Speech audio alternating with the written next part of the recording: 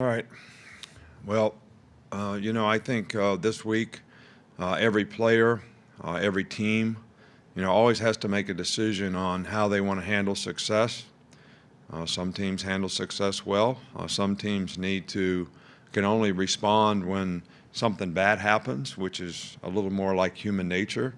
And hopefully we're trying to get our players to build on the momentum that we created in what we did last week and continue to work hard so that we can continue to play well in the future. But to do that, you got to be able to handle success. You can't be casual about your approach. You got to prepare. You got to work hard. You got to go out and earn it. You got to play every play, and you got to do a little extra sometimes to, make that happen in terms of your preparation. I think it's especially important to do this, have this kind of focus in rivalry games, because I don't think records really mean that much. I think how players perform, how they prepare will affect how they perform, and I think that's really, really important.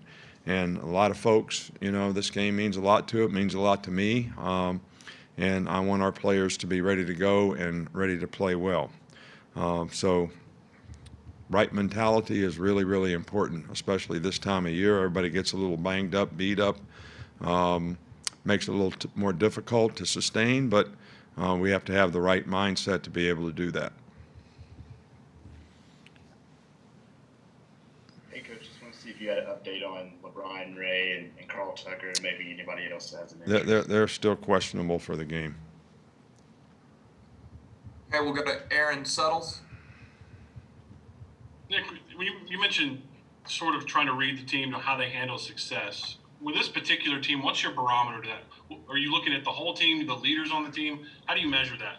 I think you look at every individual player. How does every individual player find a way to sustain and grind through and have the mental toughness to be able to, continue to stay focused on preparation, study, doing the things they need to do. Some players do it well, some players don't. Older players that are more experienced maybe understand it a little better. But we need to get the critical mass of people on our team being able to do that. Everybody that has a role has to be responsible for that role, and players that are backup players have to know they're one play away from being in the role. So they have to be prepared and ready to go. So I don't really have a gauge. I don't have a meter. We look at different individuals differently, and we're trying to get the critical mass of our team to be in the right spot when it comes to the disposition they have about improving throughout the season. Okay, we'll go to Michael Casagrande next. Yeah, Nick, just wondered how you'd assess the punting game to this point, and just wondered about Ty Ryan's status. We saw him taking pictures from the crowd on Saturday and not in uniform. Who? Ty Ryan. Yeah, he wasn't dressed for the game. I don't think the punting has been what we'd hoped it would be. I think we have good competition at the position. Ty is one of those guys.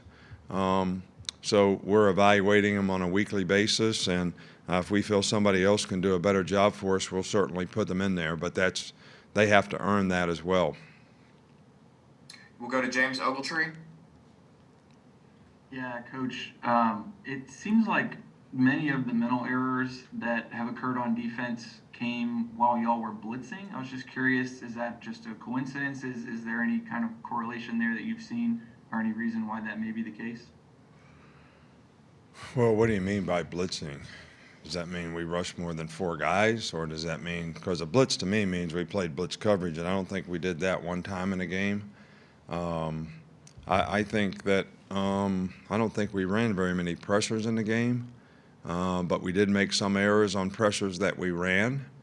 But we also were pretty effective in some of the pressures that we ran. So we need to do a better job so that we don't make those errors on third down.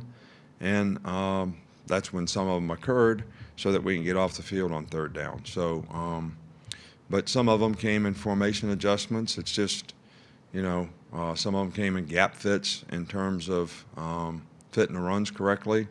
So it's not any specific one thing to me. It's just a combination of consistency and performance that we got to get all 11 guys doing the right things, more consistently, and that's up to us as coaches. Okay, a couple more. We'll start with Mike Rodak. Jeremy Pruitt called your offensive line one of the best that he's seen in a long, long time. Just through 4 games, what have you seen out of that group, and what areas could they still improve at this point? Well, I think they're playing well. I think if you talk to each one of them, they'll all give you something that they think that they could do better. And just like the first play of the game, when the quarterback gets hit in the back, somebody didn't do what they were supposed to do, and I'm not going to call anybody out. And quarterback gets hit and blindsided, and they get a pick. So there's always things that you can do better. Now, do I think this group has played really well? Absolutely. I think they played better every week, and I think they played really well last week, and I think they played really well the week before that. So I'm pleased with their performance, but I'm sure if you ask each and every one of them, they'd have something that they think they could do better. And we're working hard to try to help them get better because it creates value for them. The better they play, the more value it creates for them, and the better we have a chance to play as an offensive unit. Okay, we'll finish up with a follow-up from Michael Casagrande. Just wondering, there's been so many teams around the SEC that have had roster problems with positive tests. Just wondering if you guys had any problems with positive tests, and how does that stand at this point? No, we've only had one positive test, I think, in the last 2 or 3 weeks. So we haven't had any issues, knock on wood, and hopefully guys will continue to manage their personal space and do the right things so that we can minimize that as much as we can.